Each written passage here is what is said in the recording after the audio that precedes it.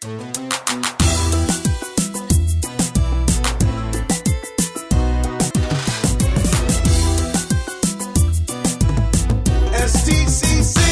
Good morning, everyone. Good morning.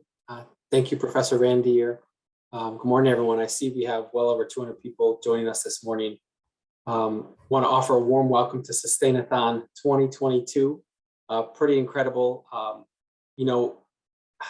There are so many people to thank. Dr. Coleman, thank you for joining us. Thank you for the outlook and the inspiration.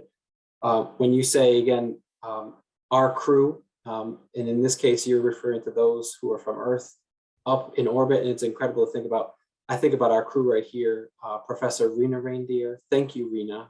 You are the heart and soul of this endeavor, and of course, your partner there, Professor Timothy Randhir from UMass. What a combination we have right here in Western Massachusetts. My true thanks to both of you for helping put this on. Again, Dr. Coleman, thank you.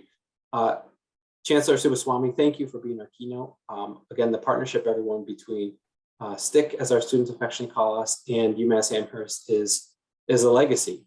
It is sacred almost. And again, we're thrilled about those pathways between our two institutions. So thank you, Chancellor, for being with us this morning. To everyone, again, a warm welcome. We are now in our 55th year as a technical community college, doing things just like this, having conversations, gathering, convening to talk about pushing humanity forward with sustainability. I believe that's what Professor Reena Randhir put in the chat. These are very significant and timely considerations and conversations. And again, I can't be more proud of this institution for our work to host, convene, and otherwise champion this effort. So again, a warm welcome. Everyone have a wonderful day. I think you probably heard this before, but I'll look forward to 2023 when we can do this in person on campus. That will be very special as we continue to work back and to meet with one another. But again, just thrilled and proud for this institution to host this event. And again, a warm welcome to a great day. Thank you. Good morning, all of you. We are delighted you are here to celebrate Earth Day. A very warm welcome from Springfield Technical Community College and UMass Amherst. And I thank you, our excellent panelists today. We have Cady, Bill McKibben, and Tricia Andrews. So the main objective of our time together is to be inspired by these wonderful speakers. I just want to quote my student, Salman. He told me that the biggest privilege that we have as humans is to learn and to be curious. So I hope we learn a lot and we are curious about things so that we can make informed decisions in our life that will serve our community. So that's the objective for us today, to learn and to be inspired. And let me introduce Dr. Subbaswamy, who is the Chancellor of UMass, and we are so honored that you are here. Thank you very much, Reena, and good morning to all of you. I'm so happy to be a part of this celebration of Earth Day and to remind ourselves to learn, as Reena said, about our planet, about the dangers that it faces, and what all of us can do, each one of us can do to help mitigate the issues that we face. So good morning. And again, as I said, I'm really grateful to be a part of this celebration. I hope that some of you watching from nearby, Springfield in particular, have had an opportunity to visit our campus, University of Massachusetts Amherst in Amherst. If you have not been here yet, I hope you'll come soon. You can take a tour, attend a cultural event, or watch our sports teams compete, or you could enjoy some of the best college food in the entire country. There are many, many ways to love UMass and to love our university campuses. But I have to tell you that my first experience as I came to this country was a little rough. I'm originally from Bengaluru in India. And when I was 20 years old, I boarded a plane for the first time in my life and traveled 8,000 miles to come to the US to earn a doctorate in physics from Indiana University. So when I arrived in Indiana, I wasn't fluent in English. And really, everything, of course, around me was foreign, quite frankly, literally. Once I found my room on campus, I didn't really come out for a couple of days. I was so scared, but eventually lots of people supported me and became friends with many people. And then with some support, I became very comfortable in my new home, and I was able to achieve my academic goals. So one lesson there is persist and make friends. That's always a good lesson. Over the years, I've been really fortunate to live and work at other universities. And for the past 10 years, it's really been an honor to be the chancellor of University of Massachusetts Amherst.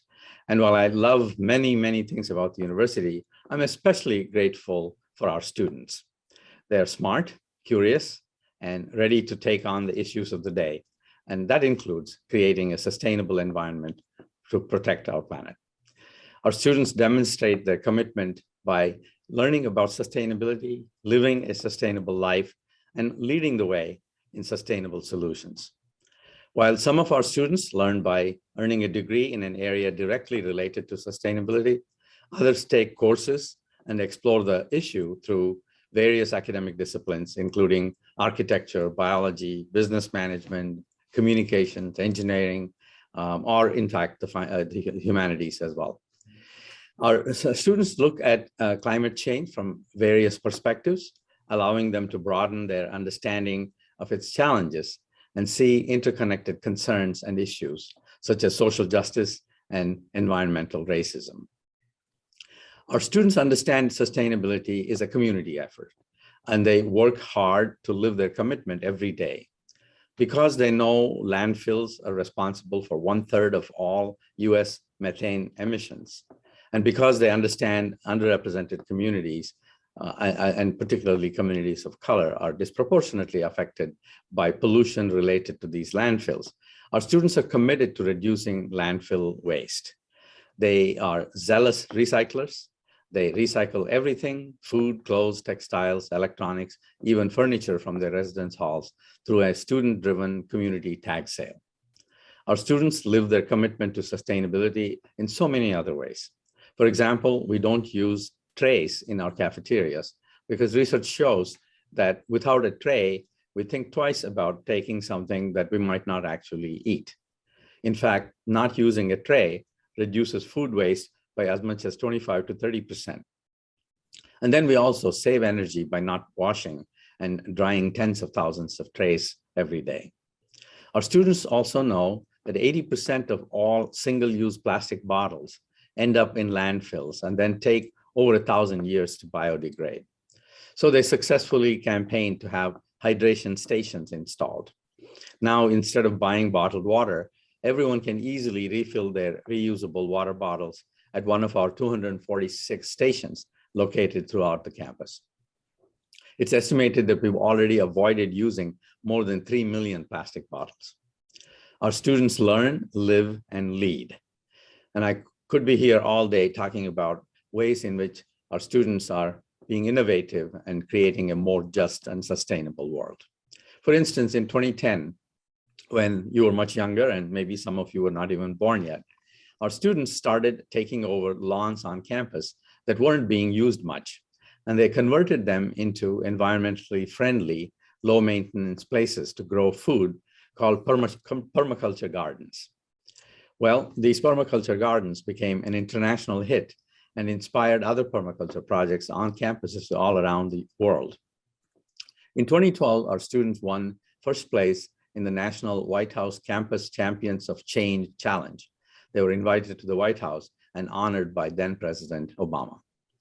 It has been 12 years since those environmentally friendly permaculture gardens were first created, and they're all still going strong, yielding more than 1,700 pounds of produce annually. There is even one at the Chancellor's House on our campus, growing beautiful vegetables that are indigenous to India. Our students' innovative commitment to sustainability has garnered national and international attention. The Association for the Advancement of Sustainability in Higher Education which is the leading organization that tracks sustainability efforts on college campuses, now ranks UMass Amherst number 7 among US peer institutions. And on the 2021 Sierra Club's National Magazine list of the top 20 coolest campuses for sustainability, we're ranked number 18 out of 328 schools.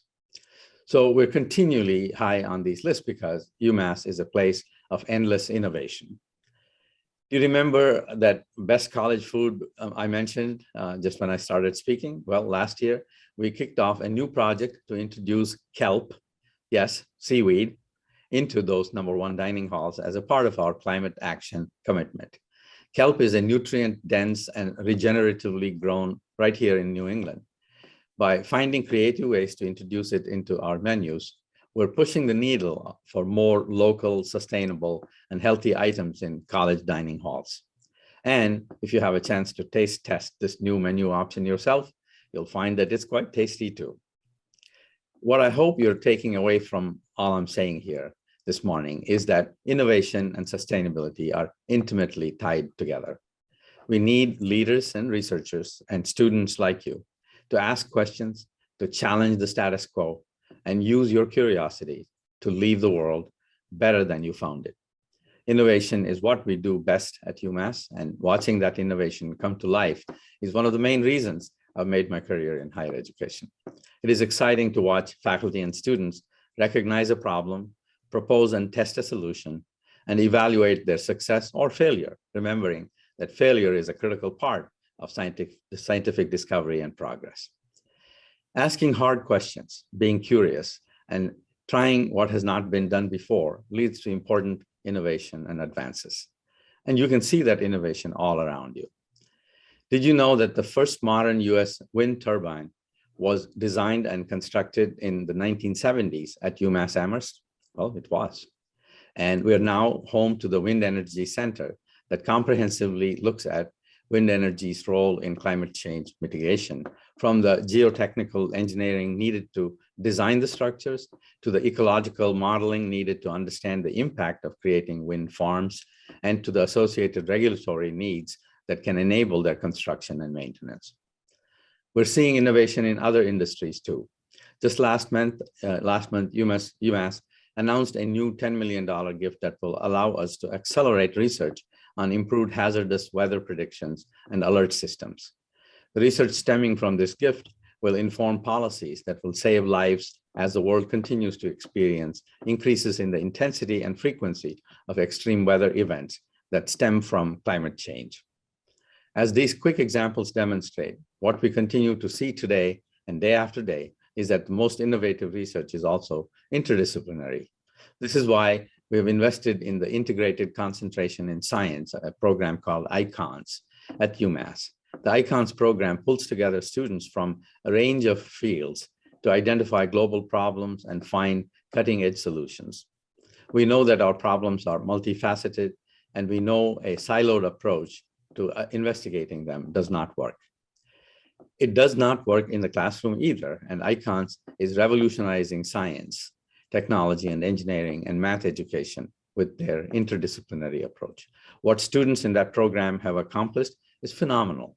We have student teams looking at how to reclaim wastewater to power our campus, how to mitigate red meat consumption, since red meat consumption uses more essential resources than any other type of meat, and how to tackle air quality and associated asthma in nearby Springfield, among other dozens of topics. When you are tackling a problem yourself, I encourage you to keep this integrated framework in mind. Make sure you now acknowledge the variety of voices at the table, and importantly, call out what voices are missing. The best solution and the broadest impact will be realized when there is a diversity of actors examining an issue. Indeed, I firmly believe that diversity of thought leads to innovation, and that innovation will push us beyond sustainability to a more regenerative mindset. What I mean by this is that sustainability is not enough. Our goal is not to simply prevent the environment from getting worse or to sustain conditions, but we want to develop innovative solutions to actually improve conditions. The regenerative and innovative research and teaching taking place at UMass and other universities and other institutions across the world inspires me. But equally so, I'm inspired by all of you. By being here today, you two are demonstrating a commitment to creating a more just and sustainable world. I'm excited that programs like the Sustainathon give you an opportunity to test your own innovative solutions to our environmental problems and to know it is putting you on a path for future success. In a few minutes, you'll hear from the other three guest speakers, and they're all amazing innovators in their own right. Dr. Cady Coleman is a former NASA astronaut and Air Force colonel with more than 180 days in space, accumulated during 2 space shuttle missions and a 6-month expedition to the International Space Station as the lead robotics and lead science officer. I'm very proud to say that Dr. Coleman is a UMass Amherst alumna, having earned her doctorate in polymer science and engineering from the university. You'll hear from Dr. Tricia Andrew, who I also am proud to say is a part of the UMass Amherst community as an esteemed member of our faculty. Dr. Andrew designed wearable fabrics that can harvest their own energy from the sun or even from your body heat. Imagine wearing a hoodie that powers your Fitbit, or a pair of pants that can help your doctor diagnose if your knee, hip, or ankle are moving correctly. And all the energy is produced without using costly, environmentally high-impact rechargeable batteries. And you'll hear from Bill McKibben, a world-renowned author, educator, and environmentalist who has dedicated his professional life to creating a more just and sustainable world. This morning, listening to these three speakers, you have an opportunity to expand your understanding of how we can innovate and protect our planet and each other. As you learn from them, I encourage you to think about ways that we can live a more sustainable life and how you can help lead the way towards that goal with your own innovation. Thank you again for asking me to participate in this wonderful Sustainathon. Thank you very much, Chancellor Subbaswamy. It's an inspiring message for all of us. And again, we are so thankful that you are able to take your time to be with us. Thank you so much. Our next speaker is Dr. Coleman. Coleman is an alumni of UMass and also a highly accomplished astronaut. So without further ado, Dr. Coleman. Well, hello. I thought I would start back here, where I think you get a little bit better view of this great picture of the Earth. Often I use this background because my office is messy, okay? Today I'm in my husband's office because it's clean, but I went to change the picture and I realized that it's exactly the right picture for us to be looking at today as we gather thinking, what can each of us do to do our part to make a difference here in our world? And I love this picture here. It's actually not taken by me, and those are not my feet. Those are Scott Kelly's feet. But I love this picture because you see the whole Earth. And I don't know if you can realize that you see actually this wide angle view where if you were standing on top of it, this is what you would see. And I'm hoping that with this view, you know, you're listening to me as a person who has lived in space on a space shuttle and then 6 months on a space station. So I think it's easy to think of me as part of a space crew. As a group of, and it turns out 6 people living alone in a space station. And you think, okay, wow, up there, if something goes wrong, they have to fix it and they have to help each other and they have to be a team. But now let's look at the background in this picture together. We are looking at Spaceship Earth. And all of us are the crew of Spaceship Earth. And it's the same as being 6 people, as being several billion people. Every person has a contribution and every person's contribution counts. So I'm going to run through some slides just to share some thoughts that I have about how we're going to do that. And I think that some of the other speakers are, I think, well, in fact, I know more qualified to tell you, you know, exactly in terms of technical and in terms of the visions that they've had, you know, both about technology itself. And I loved hearing Chancellor, I always say Chancellor Swamy, you know, hearing his ideas about what UMass is doing. And I will actually attest that the food is indeed divine there.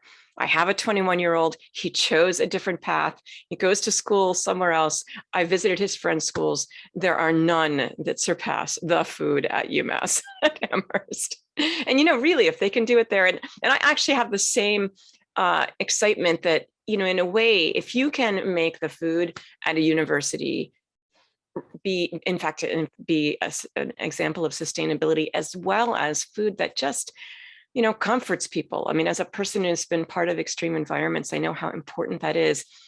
By doing it there, it makes all of us realize, well, if we could do it there, we could do it everywhere, using what they've learned and then spreading that out. So that's what we're here about today. I'm going to share my screen just to show some of my slides here.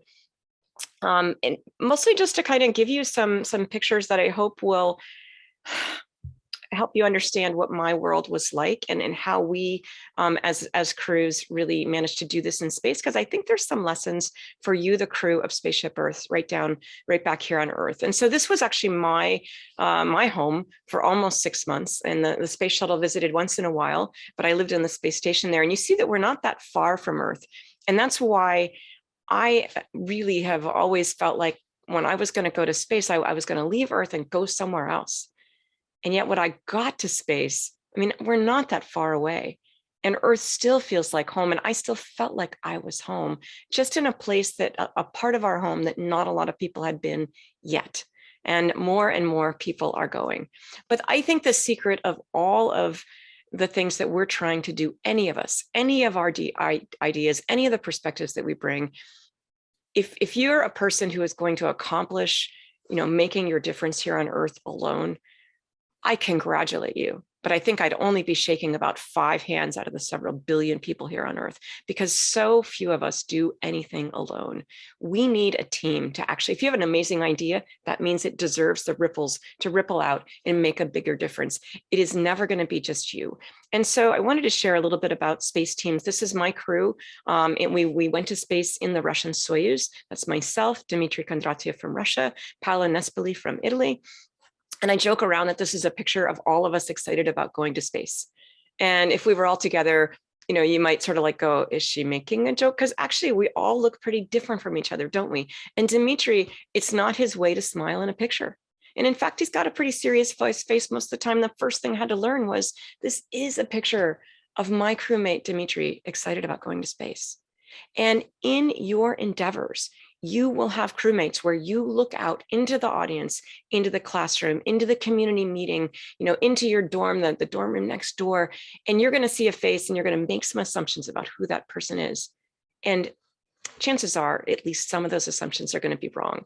I'm going to show you about a 1.5-minute movie, just because I think that it's got some nice views of the Earth, and it shares a little bit of that feeling of what it's like to be able to have the privilege of looking back at our planet. But first you have to leave it, and that is still really hard to do.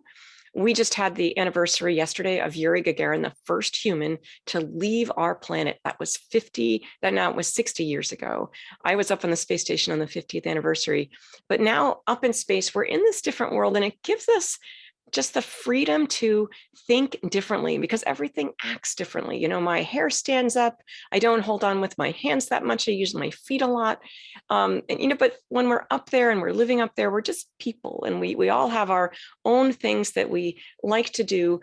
But it takes a certain amount of bravery to be up there and try to set an example. And I don't mean the danger of lifting off and coming home. It's about the fact that you're one of the few people looking out the window, seeing these views. This is Aurora Australis, which we saw maybe only a couple of times when I was up there, but it's our Earth below, and everyone that is there. If you were alive in 2011, then you are in this movie. And when I looked down, I saw everyone that I knew. And it made me feel just sort of warm and wonderful to know that everyone was down there. But when you're, and this is a picture from another mission, but I love that it shows New Zealand.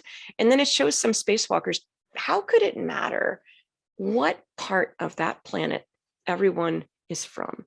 So, I mean, it's a nice thing to kind of say, I'm from here, I'm from UMass, I'm from Shelburne, I'm from the US, I'm from another country. I mean, we have so many countries represented today. And Reena has done such a great job of recruiting a bunch of people.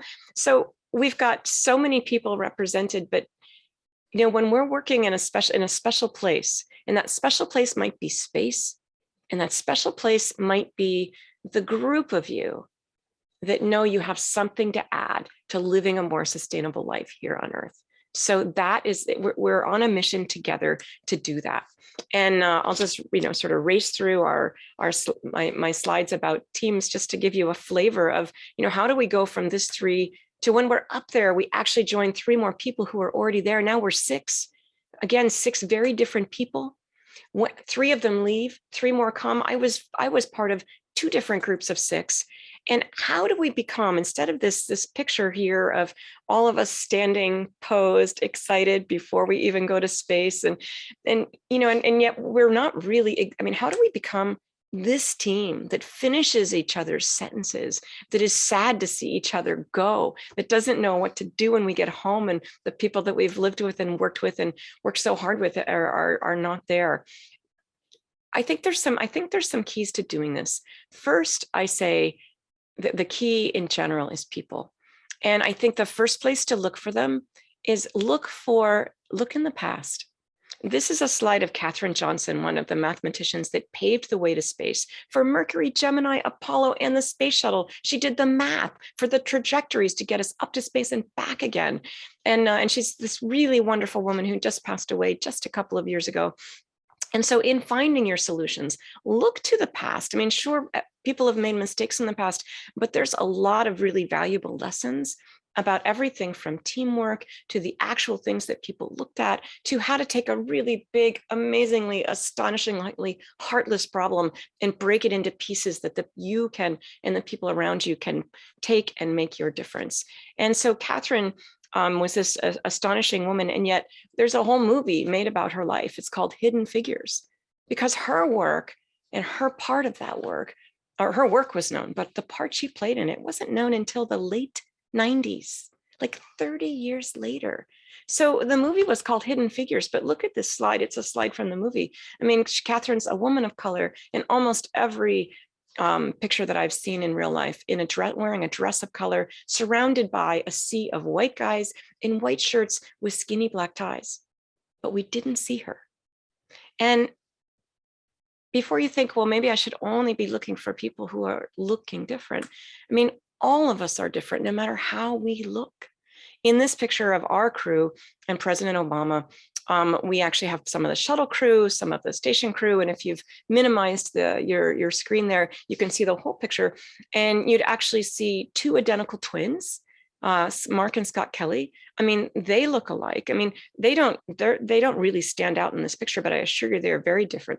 President Obama stands out as a person of color in the picture, and also the only president. I stand out as the only person wearing anything colorful in the picture. All of us stand out and make a difference in our own way. And yet every single one of these people, no matter how they look, we're very, very different. And the secret to being on teams and to being successful is to connect with each other. And sometimes it is easy. With my friend Nicole, we share the fact that we have kids about the same age. Paolo's from Italy. He seems so gregarious, like anybody couldn't connect with him. But in reality, if you don't share a meal with Paolo, who's Italian, you won't really connect. Now, Scott and I are very, very different. We joke around that the robot is the one on the left, right? But this Scott is there too, a guy who's very funny and has a sense of humor. And so, I'm showing these pictures, Al Drew and I, who had to have such candid conversations and work so hard together about what we were good at and what we were not in order to make this picture happen, where at the end of his spacewalk, and I had worked the robotic arm, that we had been so successful, and it had been such a hard day, and it took everything we had, but it was based on the fact that we had these hard conversations together. And so I think you'll find in your endeavors for sustainability, there are so many people out there that would like to be on your team, but it's never going to be easy to do teamwork. You're always going to have to work at it. And I think changing your perspective, looking out the window shows us this perspective. This is our beloved Massachusetts, looking down. Al Sacco, one of the guys from Massachusetts who flew very early, with me on my first mission. Al was from Worcester, or he's from Boston, sorry, and taught at Worcester Polytech. And we saw Massachusetts for the very first time together. And Al looked down and goes, "Oh my gosh, it looks just like the map." The map is a beautiful thing. Okay, and it gives us perspective. You know, this is one view of Massachusetts. Here's another one. Here's another one. Different lights, different ways, and use this same way that I have of looking at the earth.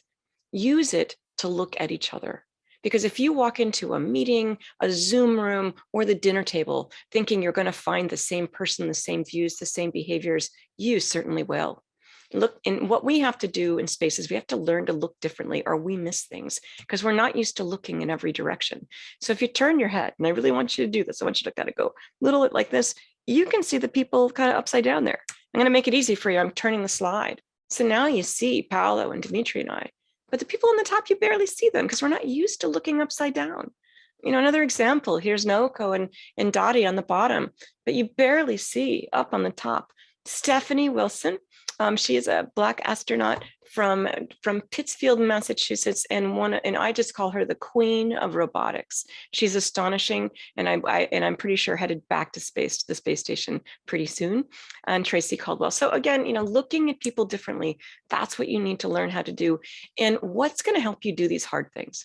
What's going to help you do these hard things is to think about the mission and making sure that you are really, really focusing on that, because that will allow you to say, hey, in this picture, Aparna, you're a scientist from NASA.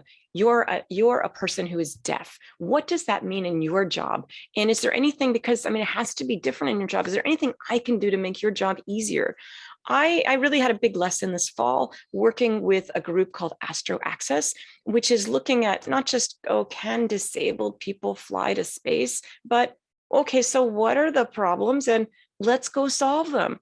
And we did a zero gravity flight together. This is 12 people who are in some aerospace relationship, each of them with a disability of a different sort, and they are the most astonishing people. And the biggest discovery that I made that is mortifying to admit and shocking. First of all, it's mortifying to admit that I was changed by this experience, that I think I'm being so open and I'm always sort of seeing who's being left out and trying to encourage people to be inclusive. And by spending a few days together and then helping with this zero gravity flight, I realized there's an entire world out there, a world of disability that I have not noticed. I've just been too busy and it never touched me personally.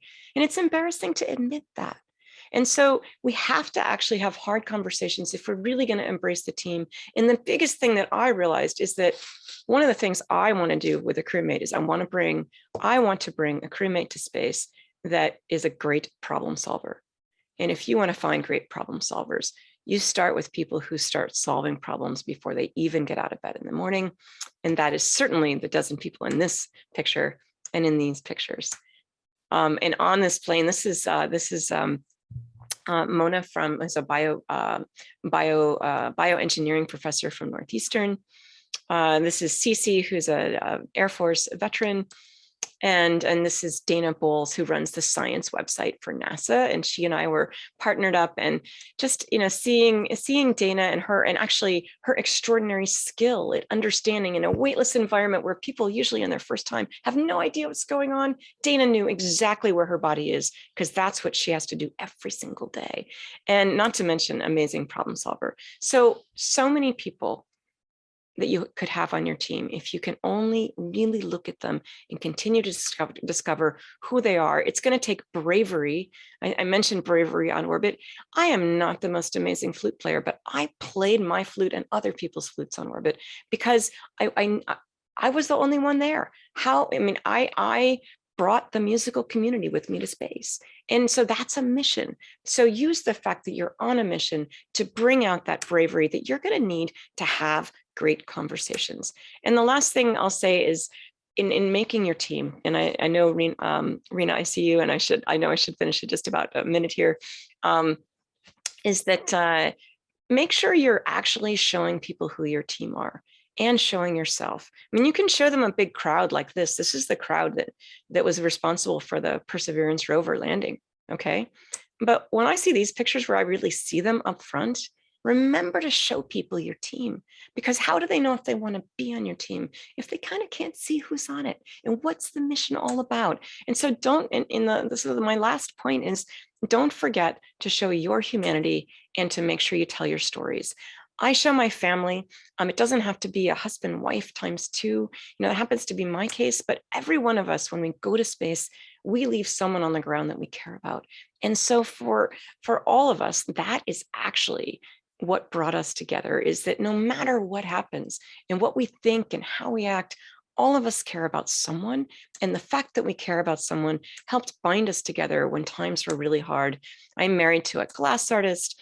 He thinks about storytelling in a different way. And really that is another type of storytelling that you need to embrace, is make sure on your team you have storytellers, people who can paint or create or use words, because if you don't, you will not have the team that you need to solve the problems that you'd like to solve, and that you have a contribution to solve. We have places that we're going. We're going to Mars. We're going back to the moon, and that is soon. We have a capsule. We have a spacecraft. This is not a drawing. This is a picture of the moon and the Artemis spacecraft on the launch pad at the Kennedy Space Center as we speak, getting tested, headed for the moon, not with people yet, later this year. And these are some of your astronauts, your US astronauts, but astronauts from all around the world. And we are really, we are planning missions, and it's not about leaving the Earth. It's about saving Earth. It's about using our lessons from space to realize that we are the crew of Spaceship Earth. And thank you very much, Reena. I'm not sure we have time for questions. I know I've kind of put you off your timeline a little bit, but it's up to you. And thank you so much for having me. Thank you, Dr. Coleman. Just for the time's sake, there are quite a few responses in the chat box. There are some questions, but also some expressions of how amazing it is and inspiring it is. So I would highly encourage you to actually, go through the chat, and if there are questions, if you can answer any of them, that'll be wonderful for us. And folks can reach out to me on social media, messages there. I'm Astro_Cady, spelled a little funny, CADY, and I'd be happy to be responding there to messages. Thank you, Dr. Coleman. So our next speaker is Dr. Andrew. Andrew is a director of the Wearable Electronics Lab, also a professor at UMass Amherst. Dr. Andrew, take it over. Thank you, Timothy. And I just want to also reiterate, I think it's amazing, Reena, that you've been organizing this for, as far as I can remember, I've been involved at least 4 years, and it's amazing how much bigger and broader reach that you achieve every year. And and I feel humble that you keep inviting me back. And so I'm very happy to be along for the ride. And I'm just going to give you guys a little bit of insight into something that's been bothering me personally about sustainability on this little planet that we live on for the past couple of years. And that has to do with textiles and clothing and how they're manufactured. And that has to also, it bothers me so much. I actually work on it. That's what my lab works on. And we believe that we actually have some kind of approaches to solve these issues. And so we're able to even translate this into a startup company called Solar based out of Boston. And I'll share a little bit of this with y'all. So we don't think about this a lot because clothing is one of those very, very, very old commodities. Like agriculture and clothing basically evolved along with human civilization. And we tend to ignore textiles as this thing that just exists in our world. But textile manufacturing is actually an incredibly polluting industry. And it doesn't get a lot of talk because it doesn't pollute the air that we breathe. It doesn't result in a lot of CO2 emissions compared to other industries out there and other activities that we do as humans. It actually pollutes water. And that is a much more worrying thing because if we pollute our water, getting clean water to drink is actually very hard and takes even more energy. And it turns out textile manufacturing occurs in countries, in areas of the world where there is beautiful fresh water, but at the output of when you make a simple piece of garment, you actually pollute that water with at least soaps, or in the worst case, lubricants and dyes, and that water becomes undrinkable. The way that your clothes makes it from a natural product or a synthetic product to something or garment that you wear actually has multiple steps, from yarn formation to fabric weaving, pre-treatment for dyeing, and then also some finishing so that it feels good against your skin. And all of these are really important, and it has a lot of wonderful, beautiful materials chemistry that went into this. But the amazing and annoying thing is that when people were developing these scientific processes in the late sort of 19th and 20th century, they didn't pay attention to sustainability.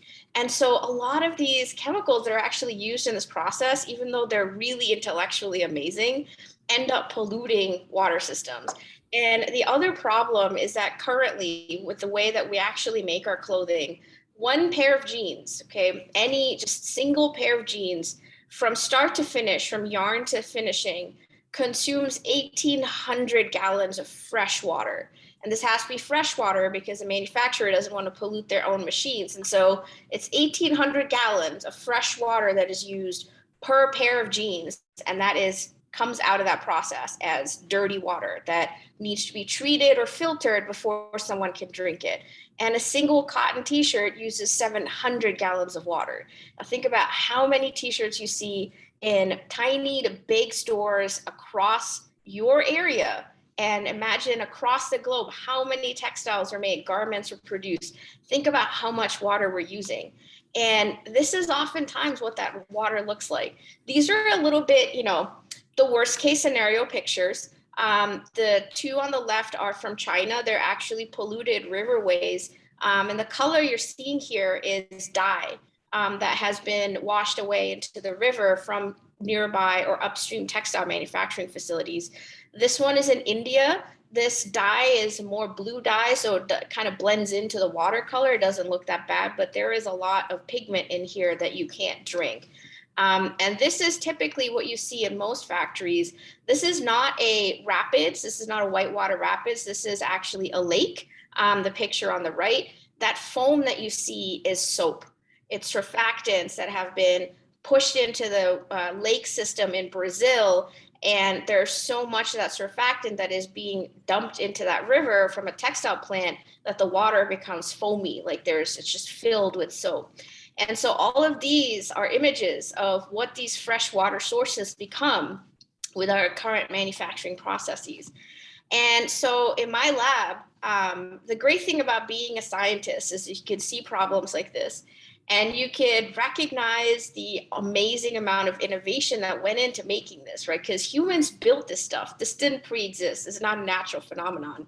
We figured out how to build these giant industries and locate them in the right places and produce these wonderful things called garments in any color that you want, and any feel that you want, and any weight that you want. And all of that was engineering, was science, and it was innovation. And we just need to keep going with that is the only thing. It's not bad or good. We started we saw a problem and we started getting a solution. And what we got to do is remember that we just got to now make a better solution because the old one is polluting our earth. And so as a scientist, this is where it's amazing because you can recognize a problem and say, I think I may have a solution. And you can figure it out if it's working or not. And if it's not working, you find another answer and you try that out. And that's the scientific method. And that's what we do every day. And you get to play with a bunch of toys. And in my lab, we have a lot of different toys. And something that we thought would actually help this pollution issue was to use a process that we use to make semiconductor chips, like in electronics, but translate that for textiles. And so that's what we do. This process is called chemical vapor deposition, or CVD. And folks thought in industry, this is a little too complicated because, I'm not a scientist. And I hate hearing that. No, everyone's a scientist. Science is a process. You just try something crazy, and see if it works, and if it's worth it, and if it's cheap enough, or if it solves a long-lasting problem. And so we decided to try using CVD not to make electronics, not to make semiconductors, not to make computers, but to make textiles, to coat textiles, to dye textiles, to make electronic textiles, and see what we could do with it. And we started in University of Wisconsin, and then I moved to UMass Amherst, where a lot of this work took off. And this is our lab. This is our lab logo. This is actually a piece of cotton that's been dyed blue in a pattern using chemical vapor deposition, using chambers that look kind of like these cartoons. And about 3 years ago, we realized that this process was really great. And it was producing garments that were washable, that we could change the color of and the feel of. And so we decided to actually start a company to bring this process to industry and change the way that industrial machines actually deal with, produce, and coat textiles. And this is our team here. The astronaut Coleman actually talked about always show your team, and I completely agree with that 110%. No matter whether it's the lab or a startup company, unless you have the right people who are really passionate about doing the same things that you want or passionate about, you cannot do anything in your life. And we recently were funded by the state of Massachusetts, actually. This is the lieutenant governor here. We got a grant to actually establish this manufacturing facility in Massachusetts to scale up production, to have these machines that look like this that are spitting out coated textiles with almost no water used per textile that is produced. And these are some of the coatings that we could do, just to give you an idea of why we need to do this. We can make conductive coatings. We could turn textiles into wires, just like copper wires, but they're cotton. We could do coatings for water repellency. So imagine having a cotton t-shirt that repels your sweat or the rain, so you don't need to use an umbrella and your clothes don't get wet. We could also make coatings that repel oil. And so you could make tenting materials or furniture that if you spill food on it, doesn't actually get stained with that oil stain if you have the right kind of coating. And Chancellor Subbaswamy kind of talked about this a little bit, but this is a very busy, moving slide of some of the things that we made with the conductive coatings. Because with chemical vapor deposition, you actually get wash stable, rub stable coatings. What that means is once we put this blue stuff on here, it doesn't come off. And so you could rub it, fold your clothes as much as you want, iron it, just completely destroy it. And the conductivity remains, and you can make a conductive textile, whatever you want to do. We could also do that on threads and yarns. And so then we could take these yarns and knit fabrics with them, or weave fabrics with them, or embroider these threads onto different garments. And we could transform those conductive fabrics into charge storage devices. So this is a fabric battery. This is a battery storing energy from a silicon solar cell, and then that battery is used to power an LED. That's what this little GIF is about. We could embroider threads onto a t-shirt. This little pattern here with the thread is actually another kind of battery. It's called the micro supercapacitor. It holds a very little amount of charge, but exactly what you need to power a Bluetooth transmitter if you want to connect to your phone, or if you want to transmit data from a sensor that you're wearing to your phone or computer. And you could also make kinds of coatings that harvest motion. So either your body motion as you're moving, it produces a electrical current and power, or as you are moving around or just walking, you could jiggle that fabric. That small amount of motion is actually being translated into a electrical power output that you could use to trickle charge a very small supercapacitor, so then you could use that energy in the future. We've also made garments that can harvest your body heat when you are in a very cold or very hot environment. That difference between your body and your environment, that actually produces a small amount of power. That's called thermoelectric power generation. And we were able to make garments that can be thermoelectric in nature. And then lastly, you could use this process of CVD to even dye textiles using dyes that are actually electronically conductive, and you can make a solar cell out of them. And that's what these images here are, of two different solar cells. Each of the rectangles within the overall square is a single solar cell device. And so you could print these on curtains and have arrays of these solar cells on large area fabrics around your house or outside. And these are just fabrics that are collecting the sun's light and storing it into some kind of charge storage system. And lastly, in my lab, we also use this process not for energy generation, but to understand human beings and their natural environment. So you could take the same triboelectric, instead of harvesting energy from it, you could put it on a garment that you would wear over the night, and we can monitor your sleep and your sleep quality and whether you're getting good night's rest, especially if you need it, if you have sleep apnea, if you have heart disease or diabetes. It's very important to get a good night's sleep. And so we could do all of these with this conductive coated fabrics. And lastly, in the company, something that we've been very, very proud of to develop very recently over the past year and a half is looking at this problem of something called PFCs, or perfluorocarbons. And this is very recently coming into the popular culture of you got to pay attention to this with the water that you're drinking. But PFCs are perfluorinated carbon compounds, so long carbon chains. That's what these gray dots are. And the carbon is substituted with fluorine atoms instead of hydrogen. And these compounds we find everywhere, nonstick, everything, water repellent, everything, oil repellent, everything. They are so pervasive, you cannot escape them. They're not just in your nonstick pots and pans. They are actually in every kind of textile that you are probably going to touch in your lifetime. And the problem is these PFCs are persistent. They're called forever chemicals because they never disappear. It is impossible to get rid of these because, like Teflon, you can't burn them. They do not combust. That is what they were meant to do. And so these hang around in our water streams. Even after treatment, it's impossible to get them out. And they end up bioaccumulating in fish and aquatic life. And then when we eat those, or we eat predators that eat the fish, those PFCs end up in our systems. And you do not want Teflon inside of your body. And so what we have developed in the company are coatings that can give you that oil repellency that you get with Teflon, but without any fluorine in it, without any PFCs. And we are able to put that down using our CVD reactors that we developed with our amazing team. And these are some pictures of those water repellencies that you see here. These non-fluorinated coatings are so repellent, you could take medical cotton gauze and put it under a tap and the water will just run right off of it. It won't even wet the surface. And with that, I'll end here so that everyone else can be on time.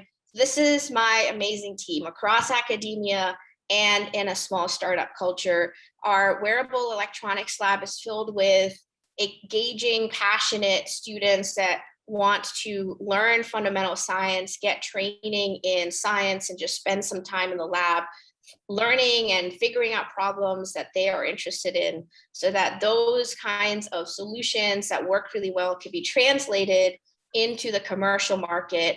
And these amazing engineers over here, they are really passionate about taking solutions that people have figured out in academia and making it work for industry, making it work faster, cheaper, more economically, and convincing big industries that do not want to change to actually use their new technology. And both of these skills are so necessary. They are like yin and yang. And it's been my absolute pleasure to work with these various different kinds of scientists who want to solve problems from a very different angle. And you can visit our website to learn more. Our papers and our publications are here if you're curious about it. My email is on my WeLab website as well. And if you're interested in working for the textile industry, but revolutionizing it, please go ahead and check out soliyarn.com. We'd love to have interns from STIC and the awesome community that Reena fosters. We're always on the lookout for passionate, engaging people, especially in the Massachusetts area. So I will stop there. Thank you, everyone, and enjoy the rest of your day. I look forward to the student presentation in a couple of minutes. Our next speaker is author Bill McKibben, a Schumann Distinguished Scholar, also a recipient of the Gandhi Peace Award. And I wanted to invite Professor McKibben. Well, thank you very much.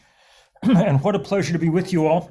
I'm actually speaking to you from a hotel room, as you can see, in New Orleans, but most of the time I live in Vermont, not far away from Western Massachusetts. And what I want to talk to you about today is, in a certain way, less optimistic than some of what you've been hearing. I'm going to talk to you about the depth of the problem that we find ourselves in and the role that we all, especially younger people, are playing in trying to get us out of that hole. I wrote the first book about climate change back when I was in my 20s, back in the 1980s, back 35 years ago or so.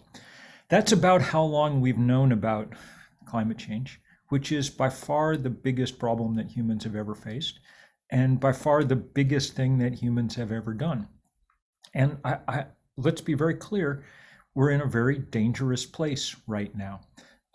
2 weeks ago, some of you may have noticed on the news a little story saying that temperatures in the Antarctic were running 70 degrees Fahrenheit above normal.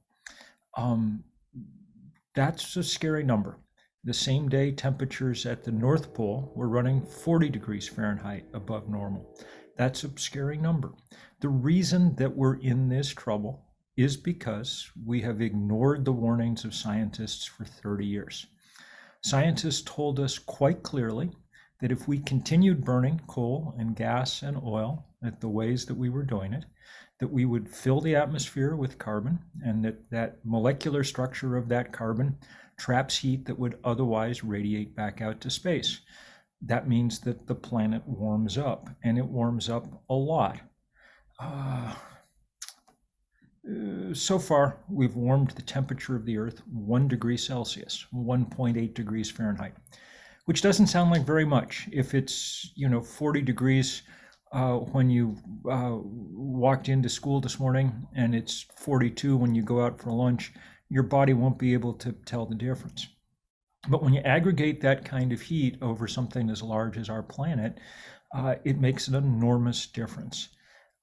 In fact, you could think about it in other units, and then you get a better sense.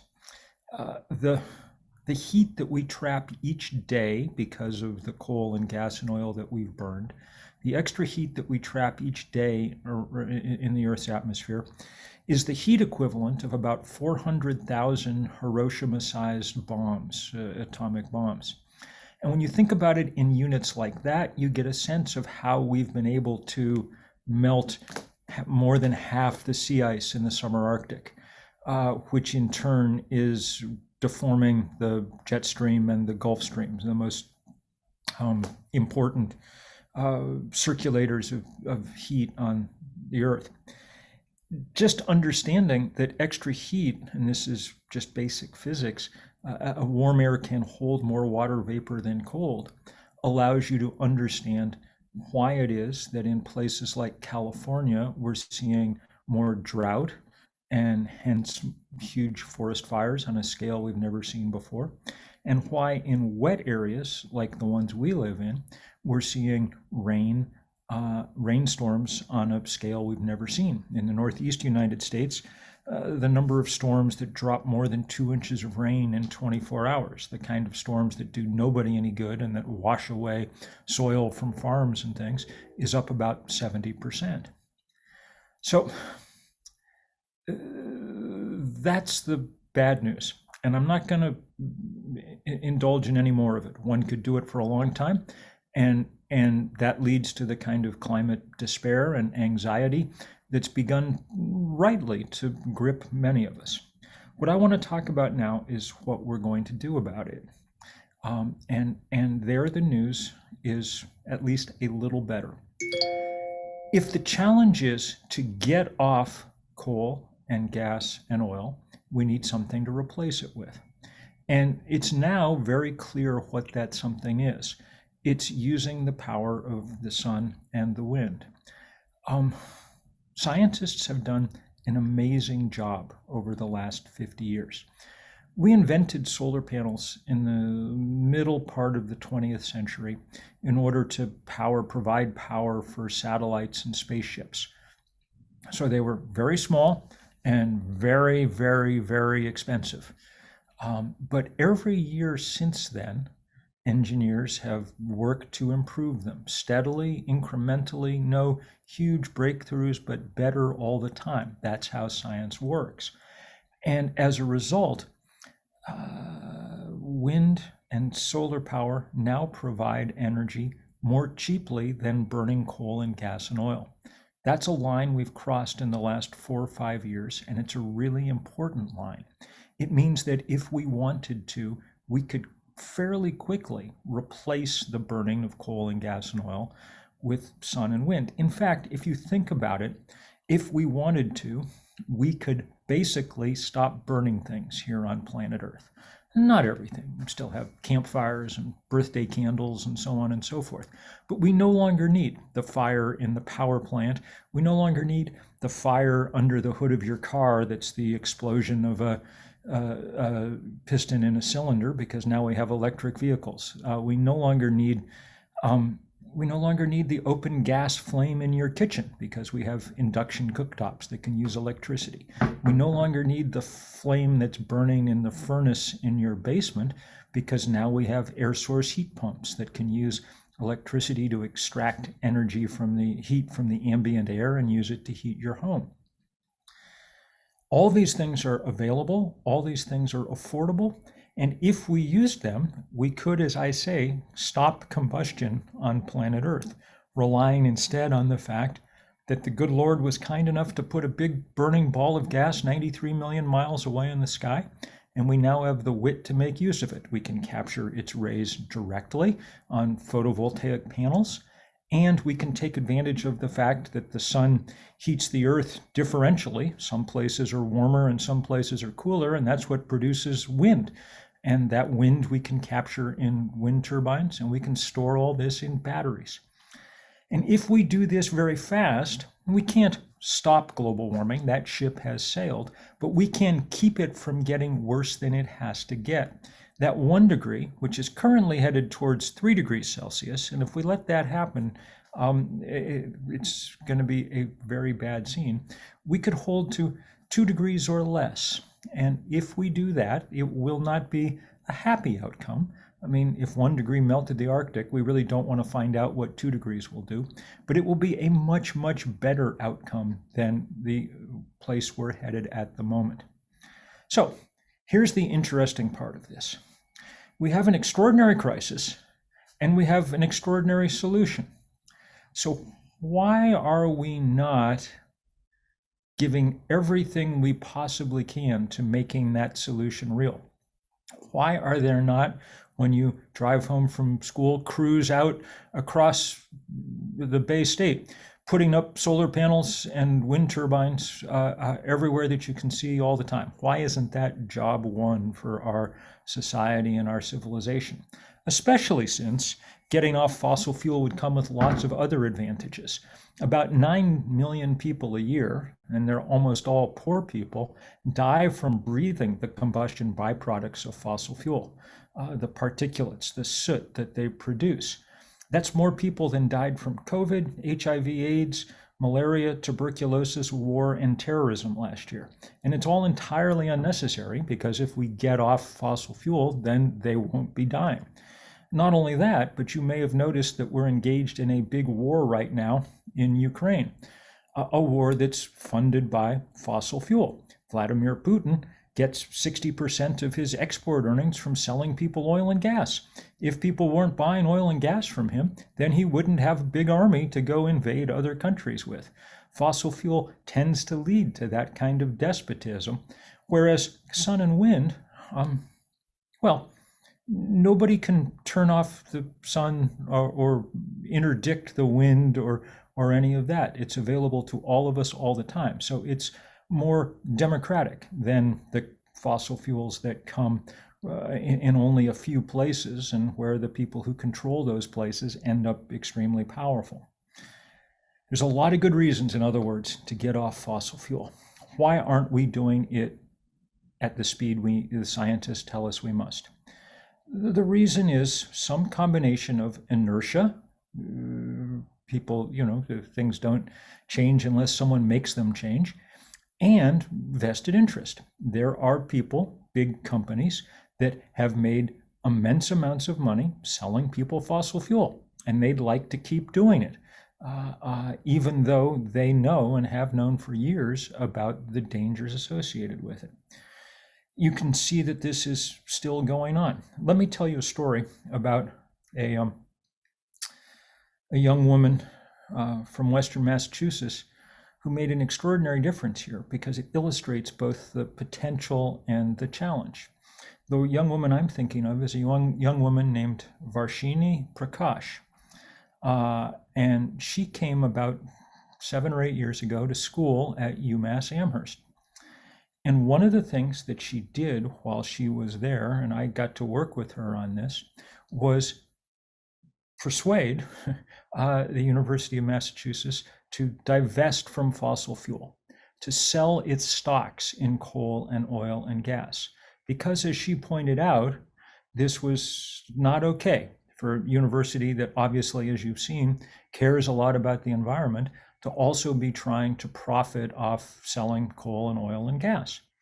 And it was very courageous what she did. She and her colleagues got arrested at the University of Massachusetts offices, but it was very useful. The University of Massachusetts at Amherst became one of the first colleges to divest.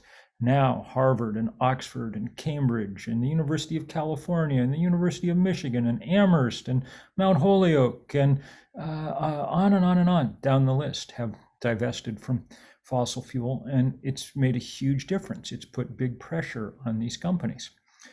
But it hasn't yet, as I've said, been enough.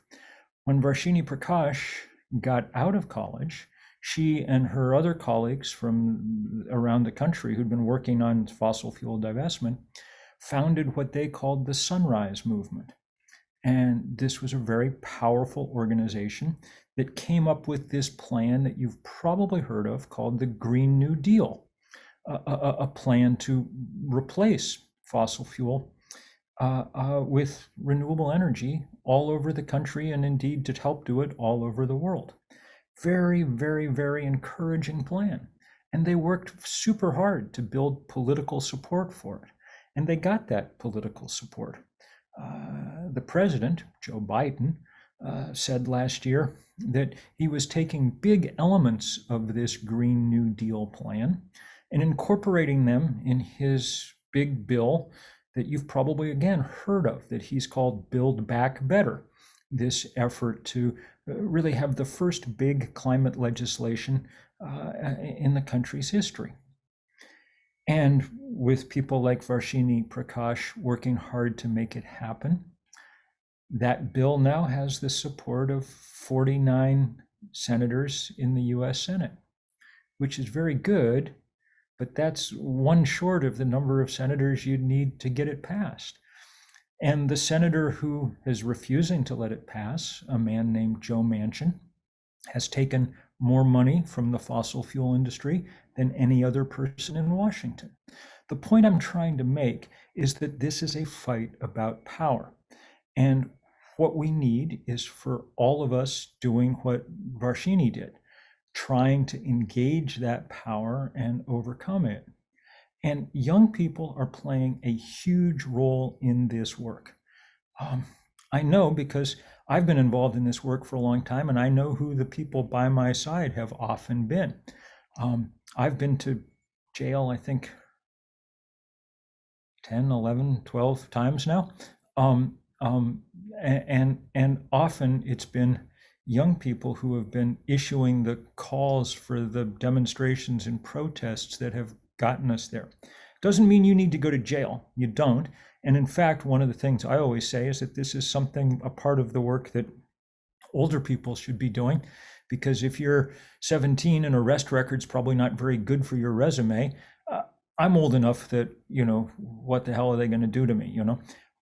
But young people, as you know, are playing a huge role in this. You've all heard the name Greta Thunberg, the Swedish schoolgirl who started this climate strike movement. And she is fantastic. She's one of my favorite people to work with on the planet. I adore her. She is great.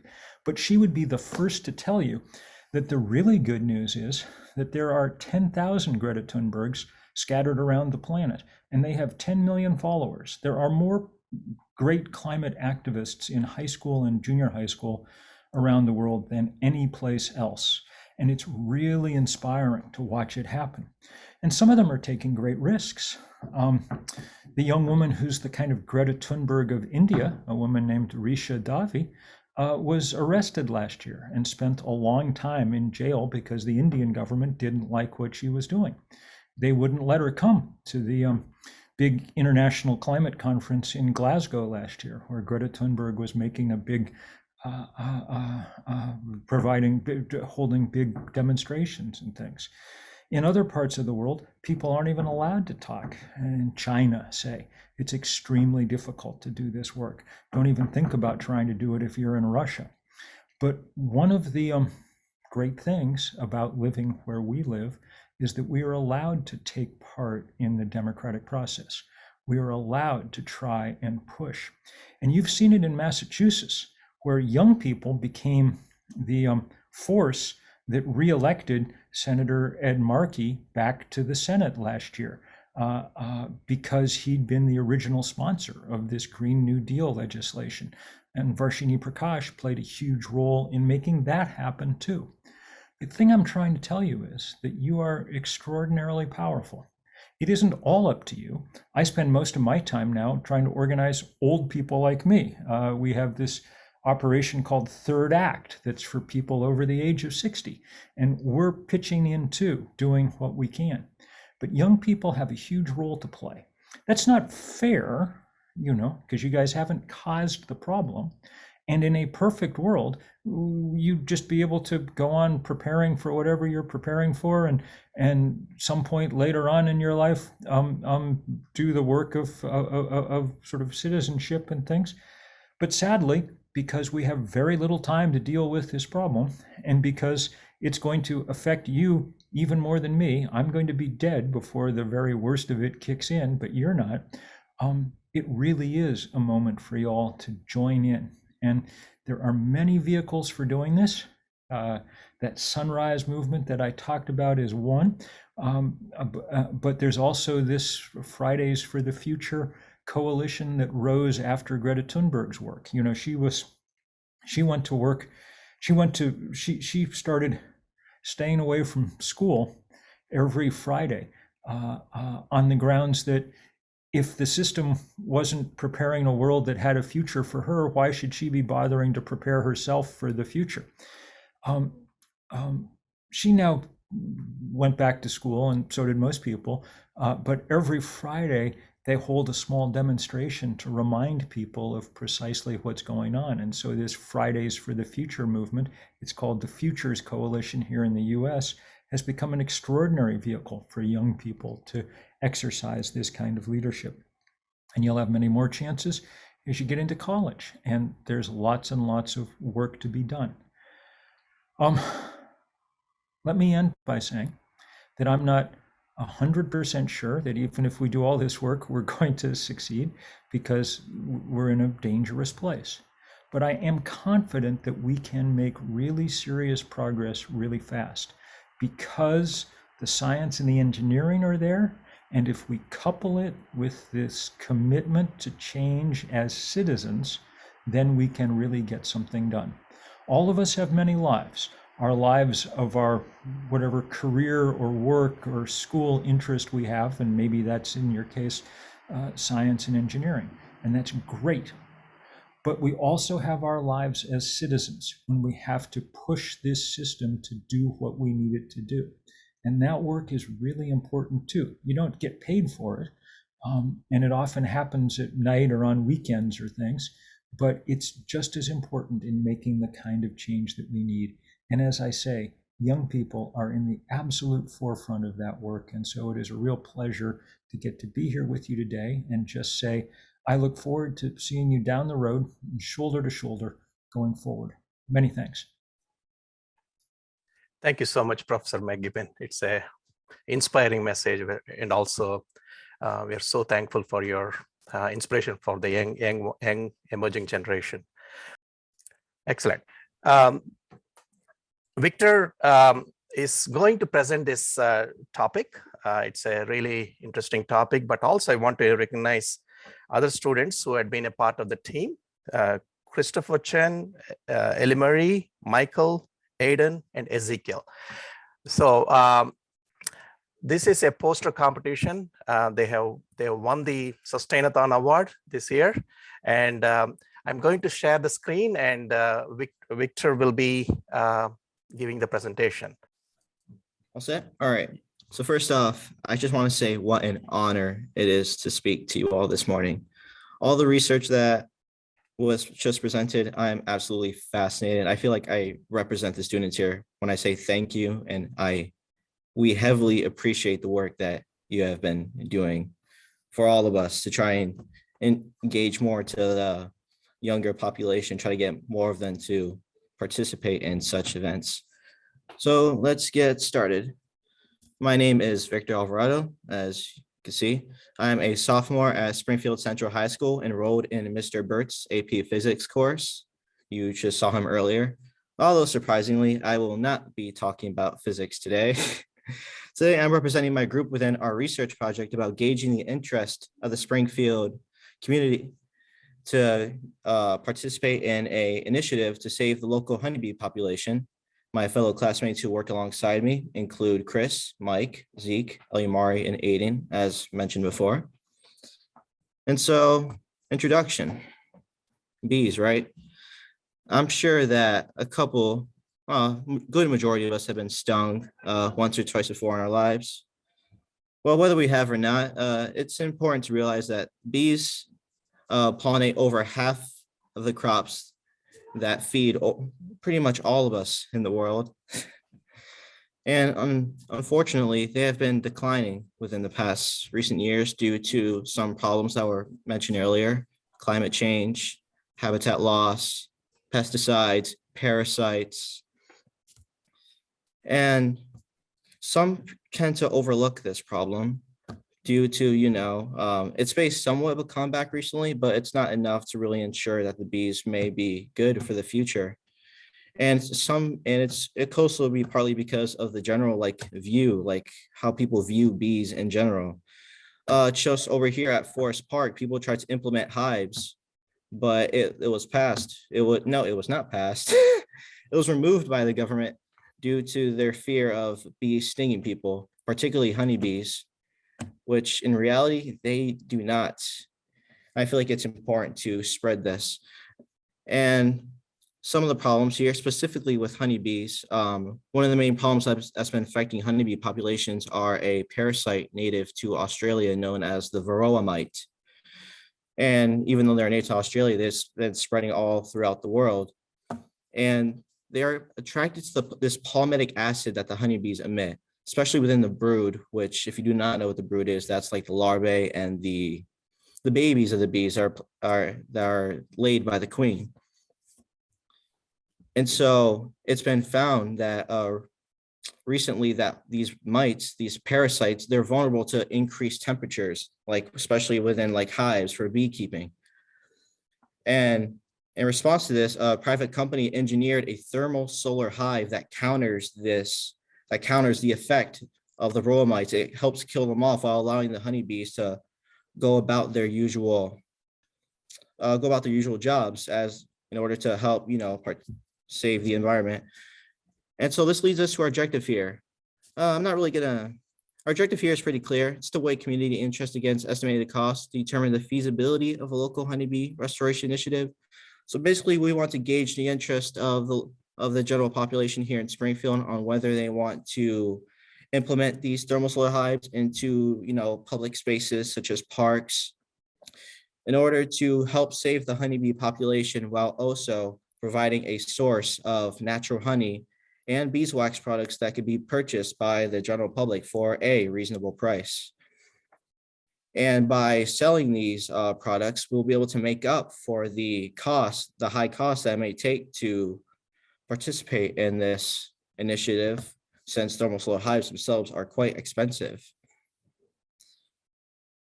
And so our hypothesis here is by informing the general public of the condition of the bees, as well as technology that's been created in order to counter like decline of bees, we will be able to gain more interest within starting this initiative and hopefully help preserve the honeybee population in Springfield. And if it works in Springfield, it could apply to other parts within the United States and the general world itself.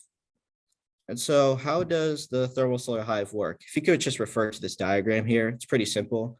I'm just going to mention those certain parts and explain how they work. If you could look at the top there, that's the outer cover. That's basically the regulator of the thermal solar treatment that's being applied to the brood of the hives. And so when the cover is off, it starts the warming process, but when it's on, it finishes the process itself. Under there, the thermal solar ceiling, that's the actual invention that's being made that helps apply this treatment. It's an insulated frame that translates light radiation into long wave thermal radiation that heats up the bee brood.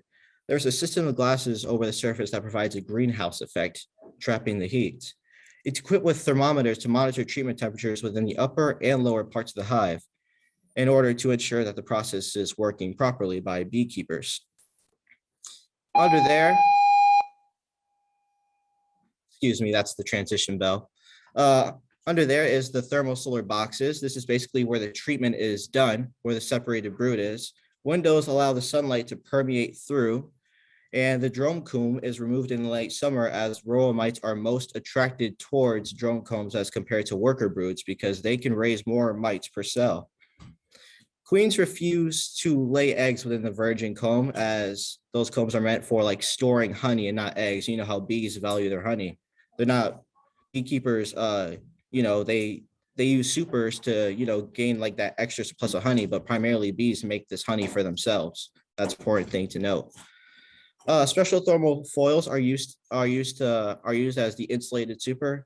There are tight closable eyelids and hectic bars to be used as outer shade to prevent any unnecessary solar heating, because you don't want these hives to heat up to the point where the bees may be accidentally activated in the winter, because that is a big problem, Instance in which this thermal solar treatment would not work is if the brood is layered within the lower supers, farther from the heat radiating surface, because it has to be within 40 centimeters of the surface to be effective within the treatment in order to, contact the brood. But the design of this ensures that the queen will lay the brood within the upper parts of the hive so that the treating could be effected properly. Excuse me.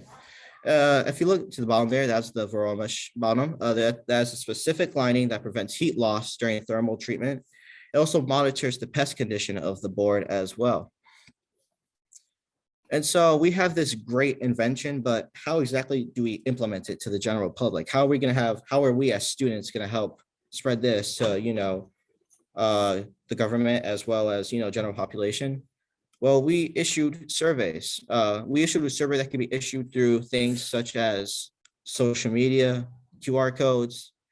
And if this survey is successful, if we gain the right votes, we will have a better chance of starting this initiative, bringing it forward. And that will generally be a good thing. We'll be able to save the bee population that way. Within our analysis here, we looked at the cost of implementing this initiative, as well as the analysis within our survey here. If you can look there, refer to those charts, those pie charts. Our survey gathered 97 responses, which is a good amount of responses for the time restraint we had for this project. And of the 97 responses, 76 were interested in adopting the initiative. Oh, I should also point out that the responses that we gained were mainly the parents of the teachers here at Central High School, as they provided a good source to get a good amount of responses at a quick time. And out of those responses, 76 were interested and 97% were in favor of community gardens in hives, which could be applied to, parks.